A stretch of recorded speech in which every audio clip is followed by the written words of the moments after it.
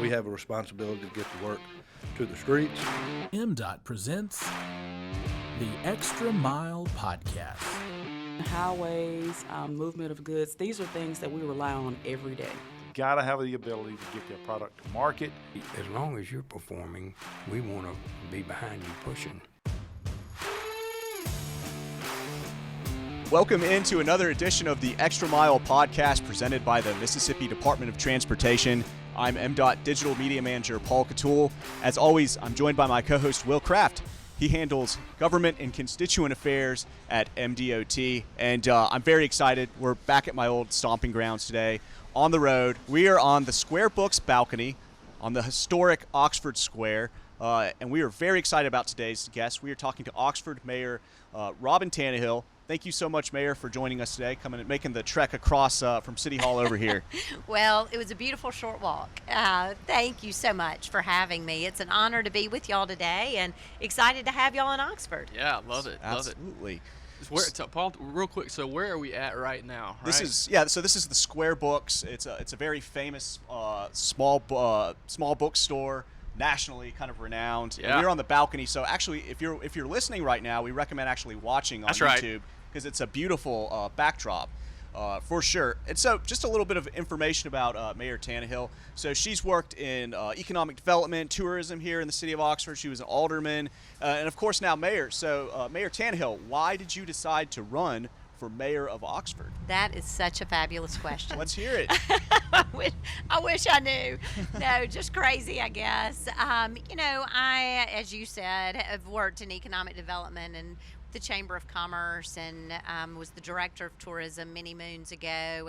And from that point on, I opened an ad agency and represented lots of small business clients and really fell in love with how do we promote small businesses? How do we tell the stories of our community, of our business community, of the families that call this place home, and how do we leave it better than we found it? And for about 15 years, I volunteered in about any role you could be in. I was president of the Yoknapatawpha Arts Council, president of the Chamber of Commerce, president of PTAs at several different schools. A long list of finding ways to give back. And after I chaired the $30 million bond referendum to build our new high school, I was a little frustrated with how city leadership was engaging with the public school district. And so I decided to run for alderman.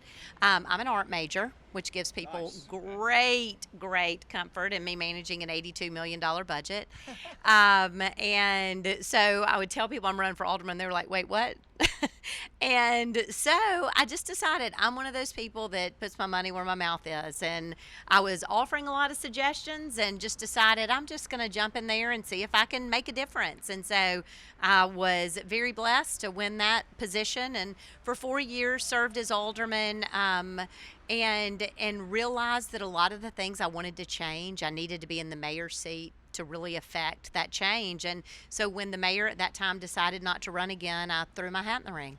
Excellent. And here I am for round two. That's right. There you go. 1 year into my second term. Just crazy enough to do it twice.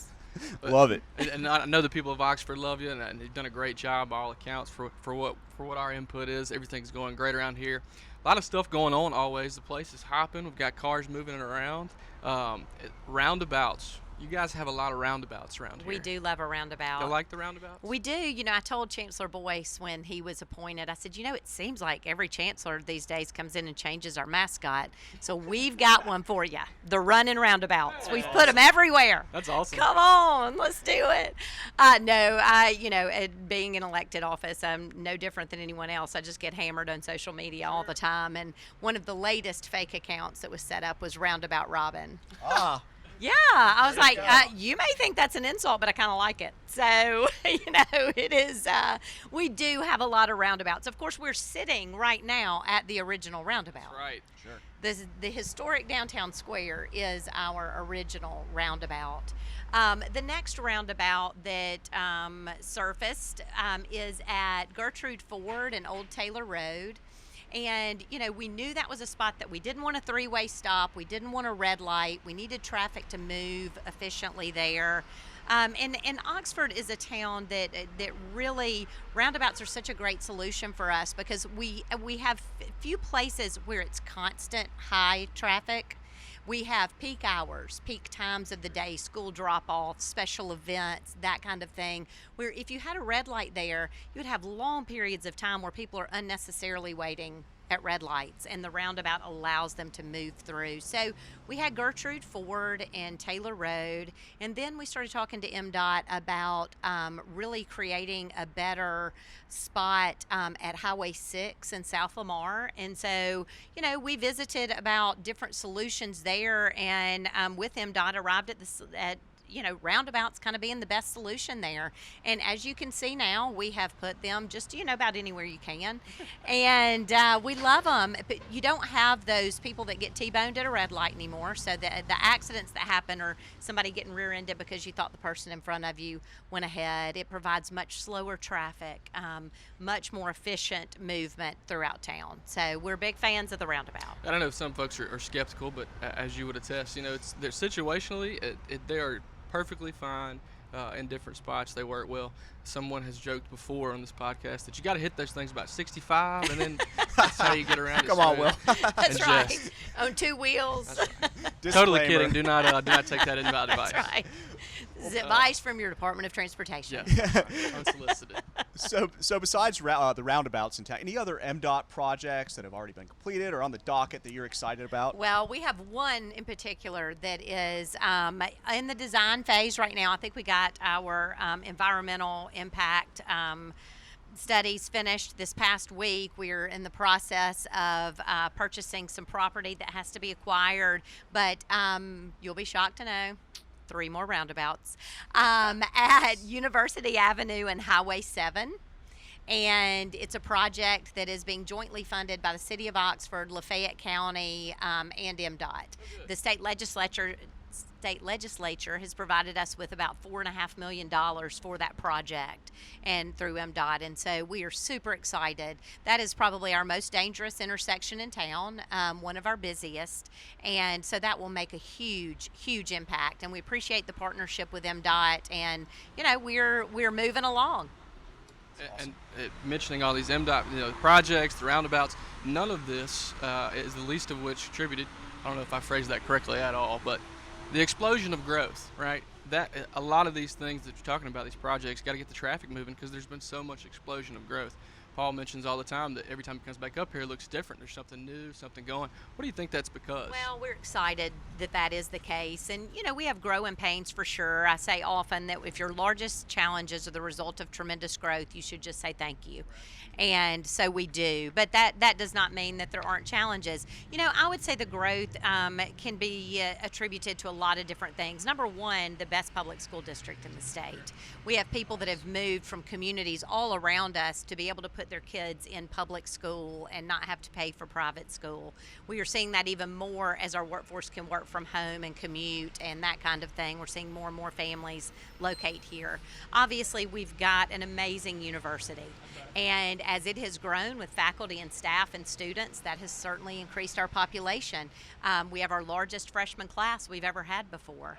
And somewhere between 500 and 600 more students than we've had in a freshman class. And that means there are 500 or 600 more cars than we've had previously. That means there are 500 or 600 more parents who are coming with their cars. And so from a transportation perspective, those are things that really make a huge difference in our infrastructure. But, winning football season, a national championship baseball team, a community that is still focused on quality of life and providing arts and cultural opportunities and SEC sports really doesn't get much better than this. That's true, and I love I didn't know that you had worked in an ad agency, and so it makes sense, the We Get to Live Here hashtag. I always thought that was pretty brilliant. Did you come up with that yourself? Yes, we did. Several years back. That was, I do get to still do some fun, creative stuff every once in a while on this job. So I'm an art major, and my assistant was an art major, and she's a great graphic designer. And so we have a lot of fun figuring out ways to promote the community. Very, very cool. So yeah, you're just talking about game day and football and everything. So I've been up here a ton. I can't wait to get up here in the coming weeks. So How do you kind of manage the traffic and the parking and everything when it comes to game days in the SEC? I mean, this is big time college football. It is, and there, you can't miraculously create, thousands of parking spots overnight. We try to accommodate everyone the best way that we can. We have built a parking garage in the past 2 years, and that has certainly helped. But every neighborhood downtown is just used to the streets being filled with cars, and people just know that this is a town of 28,000 taxpayers, okay? On any given Thursday, like today, we have between 50 and 60,000 people in town with students, with workforce that comes in from surrounding areas. So we have to have the infrastructure in place to support 50 to 60,000 every day. And in an Alabama home football game, like we'll have next month, we'll have 250,000 people in town. Wow. And so you've got to be able to flush the toilet that many times, 365 days a year. And you've got to be able to accommodate the traffic for those days every other day of the year as well. And for a town with 28,000 taxpayers, that's a real challenge. And that is why we rely so heavily on partnerships with MDOT and with our state legislature and with our federal partners to help us fund those types of infrastructure projects that, and I think it's critical for our state. Oxford is really, an economic driver for the north half of the state. And so we've got to continue to invest in the infrastructure to keep it an attractive place for people to live, to go to school, to do business, and to visit. No doubt about it. Kind of piggybacking right off of that, I've heard tell that the public transit system here is pretty impressive. You It's guys have a amazing. great system. It is amazing. Well, Richard Howarth, who owns Square Books, on whose balcony we are sitting this very moment, this is his brainchild. And absolutely one of the greatest gifts that our community has. There just aren't many towns this size that have a public transportation system that's carrying about 1.5 million riders a year. And so obviously that's not 1.5 million different people, but that's riders from point A to point B that didn't happen in a car. And so that's one of the ways that we're addressing our infrastructure issues, is by really pushing public transportation and trying, you look at these roads around the square, they aren't going to be widened. They're, you're not going to have more own street parking Not right much here. more room, But you know what? We have added 2 great bus stops downtown. And new lines. And so, you can get to the square without having to park your car and without having to drive up North or South Lamar. So we are working on that. We also have, and like I said, 1.5 million people a year are being moved on our public transportation system. We have also focused a lot development-wise on making people build mixed-use developments. So if you're going to build 400 townhomes or purpose-built student housing, you're going to have some commercial there as well. We've seen Dollar Generals fill that gap a lot, but it's keeping us from everybody in town going to University Avenue or Jackson Avenue West to get toilet paper. We've got to start serving people where they are to help and assist in some of our traffic issues. Well, and it's kind of every point you just made about having a good public transit system where it just improves so many things. I feel like that's kind of a lot of the things that we see with this current administration. They want to see those types of things. It's awesome somewhere here already doing it and already doing it well. So we kind of have that thank you very example. much. I'm following a lot of folks who have provided That's great right, leadership for this community for a long time. Oh, sure. That's right. Go. So listen, one of my favorite moments of my college career was when the Avett brothers, I think I'm saying that correctly, played double-decker. People were spilling in the streets. Never seen that photo. Is just fantastic, amazing. And I know that you had a lot to do with Double Decker. Talk about that festival and kind of what it means for Oxford and what it means bringing people into the city. Well, in 1994, 1,000 years ago, I was named tourism director and was just young and dumb enough to think that I could pull off a festival in 7 months, and I did. And with little support from city leadership at the time, and we had our very first double-decker arts festival. When I was named tourism director, I was like, okay, what do we do best here? Music, food, and art. That's what we do best here, and why aren't we celebrating that in some way that showcases the people that are making that a reality? And so we had our very first double-decker arts festival in '95, and that year we had 9,000 people. This past year we had over 80,000. So it has grown just a bit, but it's wonderful. And we've got a Visit Oxford staff that actually was just named Best Tourism Office in the Southeast. In a 14-state region, our Visit Oxford office was just tagged the best tourism office in the Southeast. And so I'm very proud of them. And the work that they do is astonishing. But Double Decker continues to grow. We've expanded now to it's 2 days. It's Friday and Saturday. And we're able to pull in lots of musical acts that appeal to lots of different ages. It's still a family event, and it's still free. And that's what's always been so important to me, is that we have an event. Oxford can price itself out of being a place that families can come and enjoy sometimes. I mean, SEC Sports and things at the Gertrude Ford Center and those kinds of events are so expensive for families. And so it's important to me that we continue to have something that is free to our community. That's amazing. Yeah. Certainly one of the coolest events to me in the whole state of Mississippi as the year goes on. Very cool. And that's cool. Your baby. It's my baby. It's grown up. It is my baby. We're gonna have to do a live recording from the Double Decker. Let's do it. Festival. I think we need Let's to make do that it. happen. And y'all can maybe look at it and tell me how to get all the traffic to move around during that. Maybe impossible. Yeah, Good luck, right? Drones? I don't know. That's right. Yeah. We'll give you our expert opinion there, right. I tell you.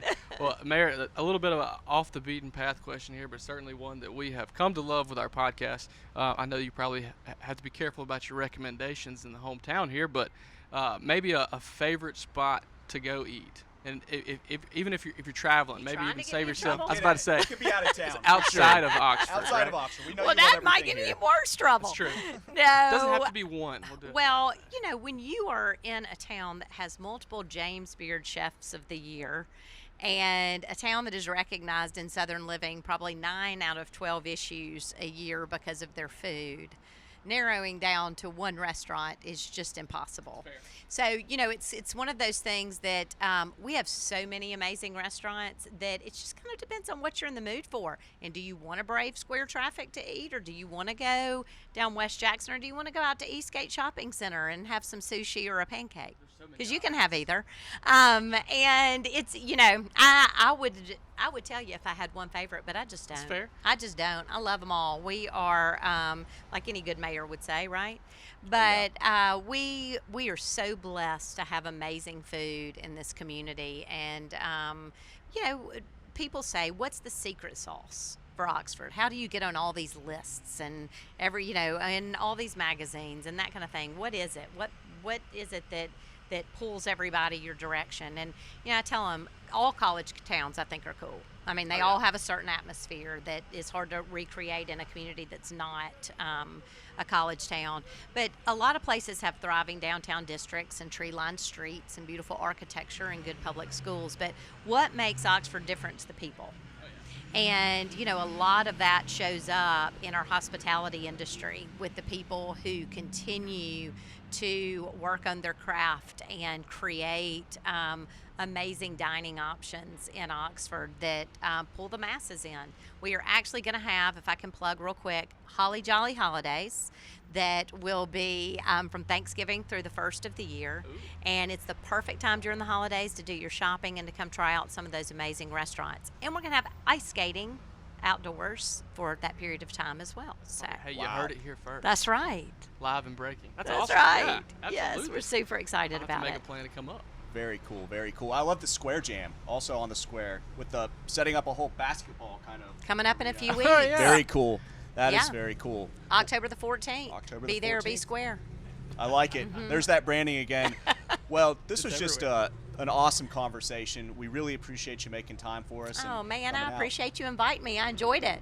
Awesome. Great, yeah. Let's do it again sometime. Let's do it. Absolutely. Well, I'm just going to risk my job. Lots of MSU civil engineers, and just give a hottie toddy before we sign off. So thank you everyone out there for listening, for watching the Extra Mile podcast.